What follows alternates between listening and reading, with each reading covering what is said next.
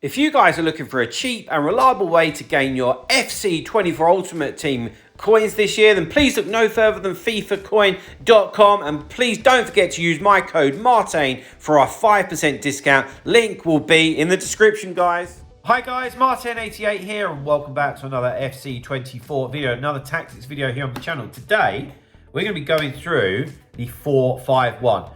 Which is a formation that is slept on quite a lot, and it's one that I really like. And I've had a few of my coaching clients use it over the last year or so as well. And I'm going to show how it works. So let's get straight into it and have a little look. I think that it can be considered quite a defensive formation, but trust me, it's actually far from it. And actually the messages that I get are more like, oh wow, like actually I'm being caught out of the back. So you need to know how to use it as well. Right, defensive style balance. I feel like at the moment, for me anyway, the tactics, they're all very similar. It's all to do with the player instructions and knowing how to use your formation. But yeah, defensive style balance. I don't feel like we've got the stamina on players to do anything other than balance. Defensive width, I've got 40. I'm really in two minds at the moment about 40 to 45 because crossing is increasingly becoming more OP. Will it get patched? Who knows? But I'm just putting it out there. Like, you know, take note of what type of player you're playing against. You know, are they crossing it a lot? Are they not? And maybe you can play around with your defensive width, because we do want to stay tight. We do want to stay narrow. But if we leave loads of room out wide, they're obviously going to be able to get crosses in. Defensive depth 50. I'm going to repeat myself here that I have done in other tactics videos.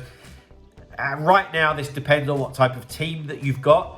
If you've got, you know, a couple of centre-backs that are 60 pace and you're not using any chem styles and stuff like that, you're going to be a bit of a sitting duck, so drop it. If you've got faster players at the back, maybe you can increase it a bit. So, again, I'm leaving that down to you, but just be wise about it. Build-up play, balance, chance creation, direct passing. Direct passing, 100%. In the 4-5-1, there's so much movement with that midfield that we want direct passing on all day long. Offensive width 50, players into the box 7, corners and free kicks are both on 2 each. Into the player instructions, but before we do, guys, I did want to advertise my coaching with you. I am doing sessions already with some of my coaching clients. If you're looking to get better at the game, guys, get in touch with me. I will be able to improve you, I promise. So, email address, martainfootball88@gmail.com. Don't be a stranger, come and get in contact. Right, okay, so back four, stay back while attacking.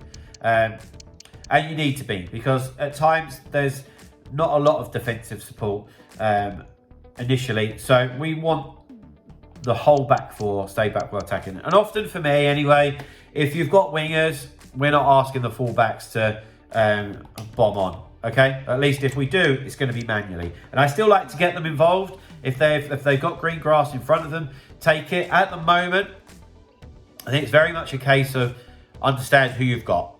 You know, if you've got Cole Walker and Ferland Mendy at fullback, then terrific, take the ball forward. Where I've got like Kieran Trippier here, I know his limitations big time. And I've been caught on the ball a few times, so I get it, give it. With Roberto Carlos, I will be bombing into that green grass and getting him to take the team forward, you know. Right. This guy here, the central midfielder, he's key, yeah? You can't move him out of position. Don't drag him about. And I've actually found that it's great to have really good ball playing central midfielders here. And I'm going to give you one example. You probably won't be able to afford him, obviously, at the moment. But last year, I had a couple of coaching clients that were using Trophy Titans Xavi in that role. Wow. I've never rated him.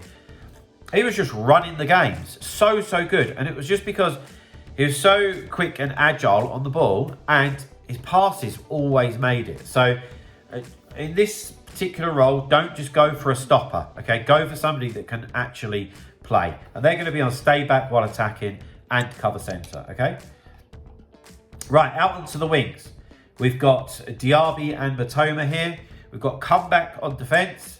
And we've got getting behind and getting to the box for crosses for our attacking play. So you've got to think, in this type of situation here, Diaby and Sinistera, they link up a lot, okay? And on the other side, Ronaldinho and Matoma. And that's the real advantage of this formation. That's where you kind of gain like the overload scenario, okay? Because you end up the right back ends up just dealing with Ronaldinho and Matoma, and of course that gives you the big advantage.